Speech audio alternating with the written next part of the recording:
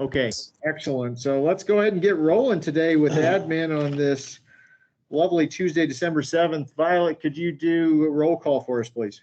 You betcha. We have myself, Violet Plummer, Commissioners Strohmeyer, Slotnick, and Vero, Allison Franz, Andrew Chorney, Ann Hughes, Bradley Seaman, Brian West, Chris Lounsbury, David Wall, Emmy Bristow, Kyla Leonard, Mel Fisher, Chantel Gaynor, and MCAP. Did I miss anybody? Okay. All right. Is there any public comment on items not on today's agenda? Okay, I guess I will just give one bit of an update. We are anxiously awaiting. Tomorrow will be the day we'll find out if we receive $500,000 for the rail authority. So if it works, let's take it to lunch. Okay.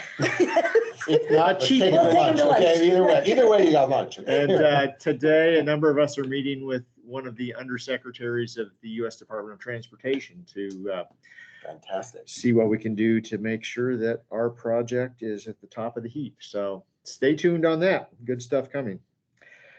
All right, we have a number of action items today. The first, Bradley Seaman talked to us about the Help America Vote Act funds from the Secretary of State's office. Hello, thank you, Commissioners. Before you is a acceptance letter for award funds in the amount of $105,233.62. This is provided through the federal government from the Help America Vote Act funding. This is designated to increase services, improve election security, and ensure proper outreach and communications. This is the award letter from the Secretary of State's office for the also included grant request. These items included cameras for covering each of the different areas in the elections building, as well as each of the external doorways. Reporting software, which is actually the next item included on this list, is covered throughout this area, as well as ADA voting booths for our polling locations. So with the upgrade to new ADA equipment, new booths are helpful to make sure that the tables are at the correct height and size. Also included are ballot boxes, as Missoula County will be transitioning to a central count county. So this will provide us the opportunity to take ballot boxes from a polling place sealed and replace them with a new sealed ballot box instead of opening them and putting them in a new container.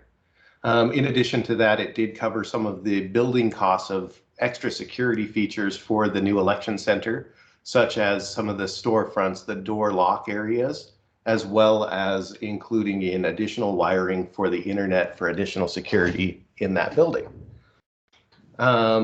In general, this is funding. We'll have about 35 days to spend this balance. All of these have been approved and we have invoices waiting. We're just presenting this forward to make sure we have the budgetary authority and that we have officially accepted this grant funding. Okay. Thanks. Any Well questions? done. That money. Yeah, let's take that money. Way to go making this happen, Bradley. Well, thank you. Yes, this is available to every county. It's really just about what's going to work best for Missoula County as we are continuing to grow and improve our elections. Great. Well said. I move that we authorize the chair to sign the agreement to receive HAVA funds. I'll second that. Any further discussion or public comment on the motion? All in favor? Aye. Aye.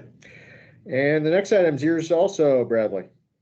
Yes, so this is requesting that the board sign the sales order agreement for the updated reporting software. So this was part of our larger discussion we had a couple of months ago about upgrading our software, changing our ballot layout, and whether or not we transition to be a central count county or continue with polling place. We decided to become a central count county, and this is the contract to provide that reporting software. And then I had a few questions come about media burn capability.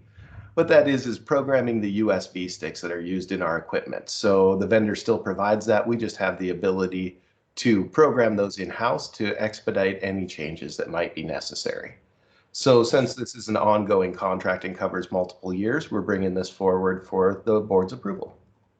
I saw this morning and thought maybe Bradley was jumping on this national bandwagon of. I let Allison know that One might have that conclusion. Yes. And I don't have this. What's the reporting software called? So we are upgrading to Electionware, which is the newer version. We were on the reporting software of Unity. So think of those Canvas reports that we were always discussing in the Canvas meeting. This is the software that will compile all of the results and print out the report. So we'll have an updated version of that for next year's elections. The shirt Bradley is wearing is also created by Electionware. Whole Yeah. garment line. Okay. All right, I would request that I would move that we request the board authorize the chair to sign a contract for election reporting and media printing software. Second, Further discussion or comment? Seeing none, all in favor? Aye. Thank you, Bradley. Thanks, Bradley. Thanks all. Okay, Chantel, you're up with the Community Justice Department agreement with the city of Missoula. Good morning, everybody. This is our annual contract between the city and county that provides funds to the Crime Victim Advocate Program. Historically, this had been paid through muni court fines and fees, a little bit of general fund dollars from the city, and a match from the city attorney's office. That all got rolled up into one contract that supports a crime victim advocate program or crime victim advocate who is co-located in the city attorney's office, a full-time civil advocate. So those are the folks who do the walk-ins. And then this also pays for a position that has been providing prevention services. Historically, that's been in what had been relationship violence services, and we moved that over to the health department to make sure that all the prevention people are working together. So the city is still funding that, but it's now being delivered through the health department. Okay, $184,165. Yes, sir. great. I move that the board approve and sign the Community Justice Department agreement with City of Missoula. I'll second that. Further discussion or comment? Questions from the media, if there were media on the line? I'm gonna ask Chantel a question. Absolutely. In fact, the feline, I think, is wanting to weigh in. Chantel, are fees and fines from Unicourt still part of this 184? I don't know. I assume so, but I don't actually know. That's more of a city thing. Well, it's actually in statute. So the fines and fees get divvied up in a variety of different ways. Some goes to victim compensation fund, some goes to programs like ours, some support court processes. They can go to prosecutors. It's a real mix. It's not a great way to fund services, and overall needs reform. That's legislative, though. Okay, thank you. Yeah. Thank you. Did we vote? I don't think we did. Does anyone remember, did we just vote on this? No, don't- that was an additional question. That was just an Let- additional let- question. Okay. Let's go ahead and vote. Aye. Aye. Okay, thank you. Okay. Thank you, everyone. Details. Okay, we've got a couple board appointments here. Kyla. I'm gonna go grab my board notes. Just Okay, give me a second. please do. Oh, Stand by. Kyla, can you tell us, I don't have the packet in front of me. Can you tell us the names? Yeah, I can do that quickly. So there's 2 new applicants, Pat Kanan and Shauna Dishman-Hoffbauer.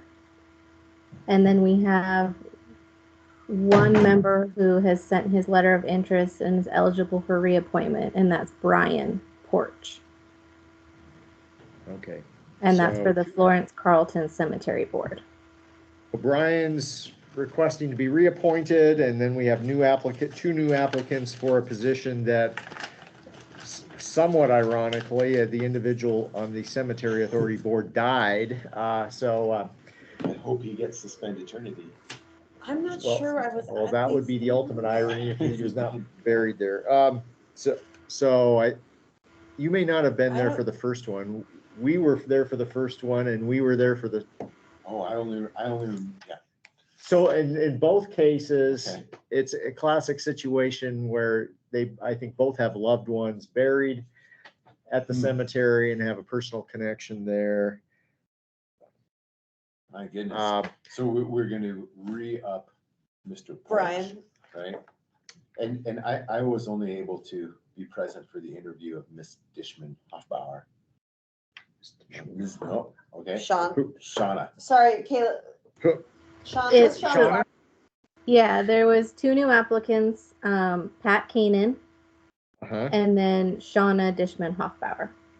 Okay, and I was not present for the interview with Pat Keenan. Yeah, I thought they were both fine.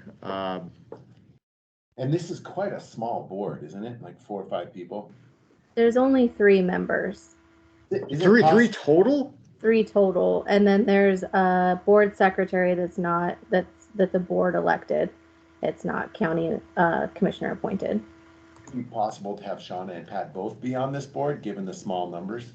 What would it take would this be one of our Our bylaw? a bylaw change that would be necessary for that, or? Yeah, it would most likely be a bylaw change.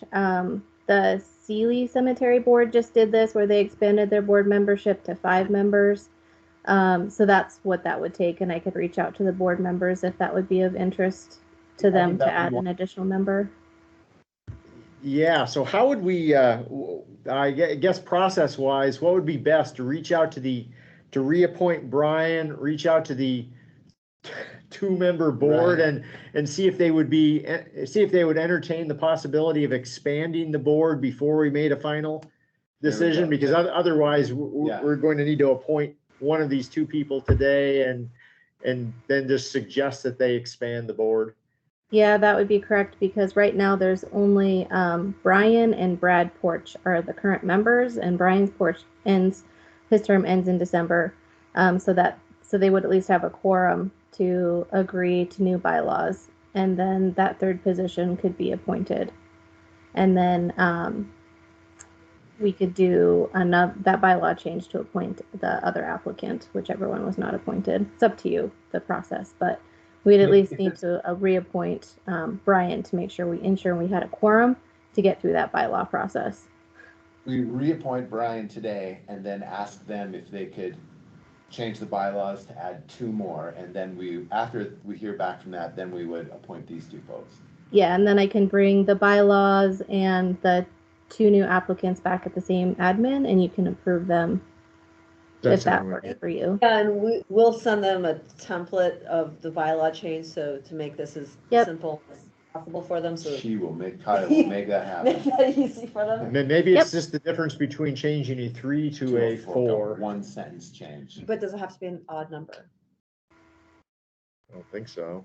I think they just need a quorum of 3 if there's 4 on the board. And if they tie, If they reach a tie, then they can send the decision to us. Right, okay, thanks. That sounds great. So I'm gonna motion to reappoint Brian Porch. And And can we add to that motion? We would like Kyla to approach the board about changing their bylaws to expand the size of the board by 2. yes, and if ultimately they say, no, we love 3, then we'll come back and And there you appoint go. one Yeah. of these people. Yeah. So Perfect. I think, that's my motion. and I think Josh just was thinking of seconding I that. will second that. Any further discussion or comment? I don't know if I'm not seeing a JH out there to keep us clear of legal pitfalls, but oh, but there's Brian. Yeah. Brian, does this feel okay to you? I think Commissioners, can you hear me? Yes, Yes. we can. Tech problems all the way around. Yeah, that sounds like a fine process to go through. Thank you. Excellent. All Any right. additional comment out there? Seeing none, all in favor? Aye. Okay, Thank you, Kyla, Thanks, for Kyla. doing all this board stuff. thanks. Of course. So the second one up is for the Larchmont Golf Course Board. We have a second alternate vacancy through December 31st, 2023. And then we have a current member, Stacy Stenrud's term, who expires December 31st, 2021. She submitted her letter of interest and is eligible for reappointment. We had 1 new applicant, Brad Pfeiffer. So the motion would be to reappoint Stacy to a new 3-year term through December 31st, 2024, and to appoint Brad as the second alternate, filling that vacant term through December 31st, 2023. I would move that. You said it well. And I wasn't here We're for that re-upping one, so. Stacy and appointing Brad. Second. Further discussion or comment? Seeing none, all in favor? Aye. Aye. Aye. Okay, Thank you. excellent. And that ends all of our regular business today. Is there anything else that anyone wants to bring up or needs to bring up? Okay, have a great Tuesday, everyone. Thank you. Goodbye. Thank you.